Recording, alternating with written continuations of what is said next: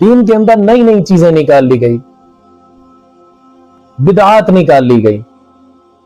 حالانکہ بدعت ایسی چیز ہے، آپ صلی اللہ علیہ وسلم نے فرمایا کل بدعت ضلالہ، ہر بدعت گمراہی ہوتی ہے، وکل ضلالۃ فی النار، اور ہر گمراہی جہنم کی طرف لے جاتی ہے. لیکن پھر بھی لوگ دھڑا دھڑ بدعتیں نکال رہے ہیں، دین جو نہیں ہے اس کو بھی دین قرار دیے بیٹھے ہوئے ہیں. اب میں مثال کے طور پر کہتا ہوں، ابھی چند ہی دنوں کے بعد 12 ربیع الاول آنے والی ہے. آج محرل 8-9 تاریخ ہو گئی ہے چاند کی. اب دیکھو اس میں کتنی خرافات کر رہے ہوتے ہیں، جلوس نکالنا اور بتیاں جلانا، چراغاں کرنا، یہ کہاں پر ہے؟ ہماری شریعت میں تو نہیں ہے. پھر دلیل کیا دیتے ہیں؟ دلیل دیتے ہیں کہ مسلم شریف میں ایک حدیث آتی ہے، آپ صلی اللہ علیہ وسلم سے صحابہ نے پوچھا یا رسول اللہ یہ پیر کا دن کیا خاصیت رکھتا ہے؟ ہم آپ کو دیکھتے ہیں کہ آپ بڑا اس کا اہتمام کرتے ہیں، روزہ رکھتے ہیں. حضور نے فرمایا پیر کے دن میری ولادت ہوئی ہے، اس وجہ میں پیر کے دن روزہ رکھتا ہوں. کہتے ہیں دیکھو حضور نے بھی اپنی ولادت منائی. ہم یہ پوچھتے ہیں وہ منائی کیسے؟ لازم بات ہے روزہ رکھ کر منائی نا. جب روزہ رکھا ہے جس دن تو وہ دن عید نہیں ہو سکتا. کیوں؟ آپ صلی اللہ علیہ وسلم نے عید کے دن روزہ رکھنے کو حرام قرار دیا ہے. اب یا تو اس دلیل کو دلیل نہ بناؤ، اگر دلیل بناتے ہو پھر 12 ربیع الاول کو عید کہنا چھوڑ دو. مان لو کہ عیدیں دو ہی ہیں، عید الفطر اور عید الاضحیٰ ہے. اب لازم بات ہے بدعت تو نکال لی، دلیل کوئی نہیں ہے. اگر ان کو کوئی دلیل لاؤ، اب دلیل وہ حدیث لے کر آئیں جو دلیل بن نہیں رہی.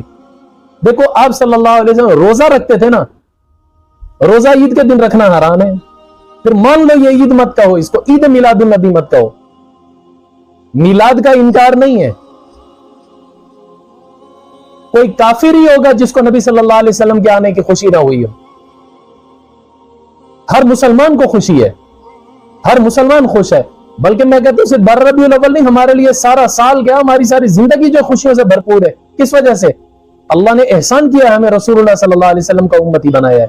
اس سے بڑا انعام ہی کوئی نہیں ہمارے لیے. اللہ تعالیٰ خود فرماتے ہیں نا لقد من اللہ علی المؤمنین اذ بعث فیہم رسولا.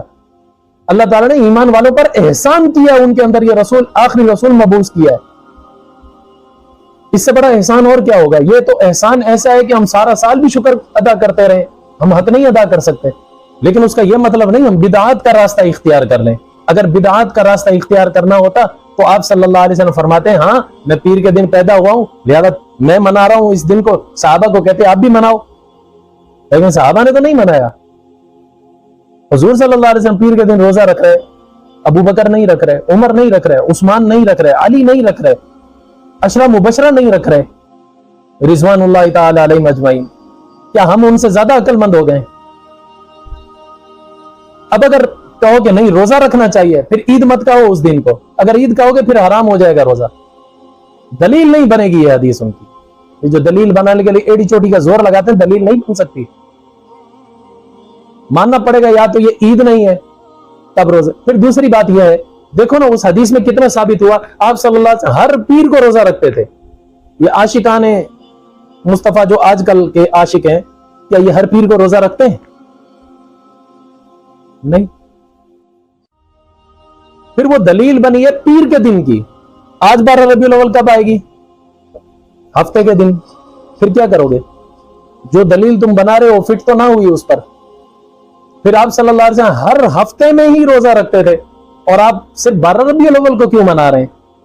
آپ بھی تو ہر ہفتے میں پھر جشن منائے نا، تاکہ جو دلیل دے رہے ہیں اس کے مطابق آپ کا عمل تو ہو.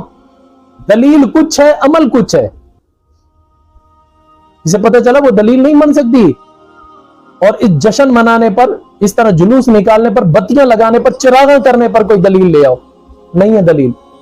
ہاں اس حد تک تو ہم بھی کہتے ہیں کہ جس دن نبی صلی اللہ علیہ وسلم کی آمد ہوئی ہے خوشی تو ہوتی ہے. اگر خوشی منانی ہے اس کا طریقہ یہ نبی صلی اللہ علیہ وسلم کی سیرت کو اجاگر کیا جائے. اس کا کیا طریقہ ہے؟ کہیں کوئی مجلس لگاؤ، محفل بناؤ، کوئی جلسہ بنا لو، ایک اچھے عالم دین کو بلاؤ جو لوگوں کے سامنے نبی صلی اللہ علیہ وسلم کی سیرت بیان کرے.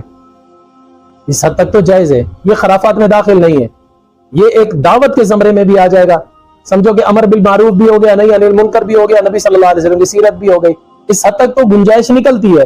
باقی یہ کہ اس کے لیے حلوے پکا کر ایسے رزق کو ناقدری سے پھینکتے جانا، اور لوگ ایسے لوٹ رہے ہوں, پھر اس میں نمازوں کا بھی ضیاع ہو رہا ہو, ظہر بھی گئی, عصر بھی گئی, نہ نمازوں کی پرواہ ہے نہ کچھ ہے, اور جلوس میں نعرے مارتے ہوئے جا رہے ہیں. یہ کام نہ صحابہ نے کیا, نہ تابعین نے, نہ تبع تابعین نے. حالانکہ اگر وہ کرنا چاہتے تو ان کے لیے اسباب مہیا تھے, انہوں نے نہیں کیا. بعد والے لوگ اسی چیز کو دین سمجھ کر کرنے لگ گئے ہیں تو یہ بدعت ہے. اچھا اگر ان کو کہا جائے نا یار یہ تمہارے جشن وشن منانا یہ بدعت ہے, تو کہتے ہیں اچھا یہ بدعت ہے. تم جو بخاری شریف کا ختم کرتے ہو وہ بدعت نہیں ہے. تم جو قرآن کے ختم نکال کر اس پر وہ آمین کی محفل بناتے ہو وہ بدعت نہیں ہے. تم کرو تو جائز ہے, ہم کریں تو ناجائز ہے. بات سمجھ میں آ رہی ہے؟ بات یہ, ہم اگر بخاری کا ختم کر رہے ہوتے ہیں نا, ہم نے کب کہا ہے کہ اس کرنے پر ثواب ملے گا؟ اگر نہیں کرو گے تو تم ابلیس کے ساتھی بن جاؤ گے. ہم نے کبھی فتویٰ دیا ہے؟ صرف مسلمان ہی منائیں گے, جو ابلیس کے ساتھی ہیں وہ نہیں منائیں گے. ہم نے کبھی کہا ہے؟ اس سے پتہ چلا ہم اس کو دین سمجھ کر مناتے ہی نہیں ہیں. وہ تو ایک دنیاوی عمل ہے. اچھا لوگوں کا اجتماع ہو جاتا ہے, بیچ میں ایک عالم صاحب بیٹھ کر وہ آخری حدیث کا درس دیتے ہیں, درس ہی دیتے ہیں نا. اکیلے بھی ہم نے سنا, چلو برکت حاصل ہو جاتی ہے, چل بھائی حدیث کے درس میں بیٹھ گئے. اور دوسری بات, ہم اس کو دین سمجھ کر نہیں کرتے. اگر کوئی آدمی نہ بھی آ کر شامل ہو, ہم یہ نہیں کہتے اس نے کفر کر لیا, اس نے غلط کر لیا, وہ بے دین ہو گیا. اور یہاں تو جشن میلاد کے جلوس میں جو نہ جائے اس کے اوپر فتوے لگ جاتے ہیں. سوائے ابلیس کے جہاں میں سبھی تو میلاد منا رہے ہیں, کہتے ہیں نا سوائے ابلیس کے. یہ فتوے کہاں سے لگ رہے ہیں بھائی؟ اس کا مطلب وہ دین سمجھ کر کر رہے ہیں تو فتوے دے رہے ہیں نا. دین سمجھ کر کرنا بدعت ہے. اگر بغیر دین سمجھ کر کرو, آپ کرو بھلے کرو, ہم کم منع کرتے ہیں. آپ تو اس کو دین کا جز بنا کر پیش کر رہے ہو. دین کا جز بنانا بدعت ہے. اس چیز سے منع کیا جا رہا ہے. اگر دلیل ہے, اگر اس کرنے پر دلیل ہے, چراغ جلانا, بتیاں جلانا, جھنڈے اٹھا کر باہر جلوس نکالنا, ان چیزوں پر اگر کوئی دلیل ہے تو لے آؤ. ہاتھو برہانکم ان کنتم صادقین.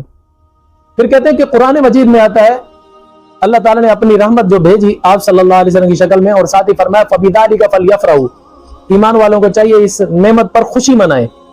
تو خوشی کا طریقہ ہم خود اپنا ایجاد کریں گے یا صحابہ سے لیں گے, تابعین سے لیں گے, تبع تابعین سے لیں گے؟ لازم بات ہے انہی ہستیوں سے لیں گے نا. انہوں نے کس نے یہ طریقہ نکالا ہے خوشی کا کہ مولوی صاحب ایک جبہ پہن لے, پھر ایک اونٹ سجایا جائے, مولوی صاحب اونٹ پر بیٹھ جائے, پھر آگے آگے مولوی کا اونٹ چل رہا ہو, پیچھے لوگ نعرے مارتے ہوئے جائیں. یہ خوشی کا طریقہ کہیں سے منقول ہے تو بتا دو. لازم بات ہے دلیل کوئی نہیں بھائی, یہ بے دلیل کام ہے, ان سے بچنا چاہیے.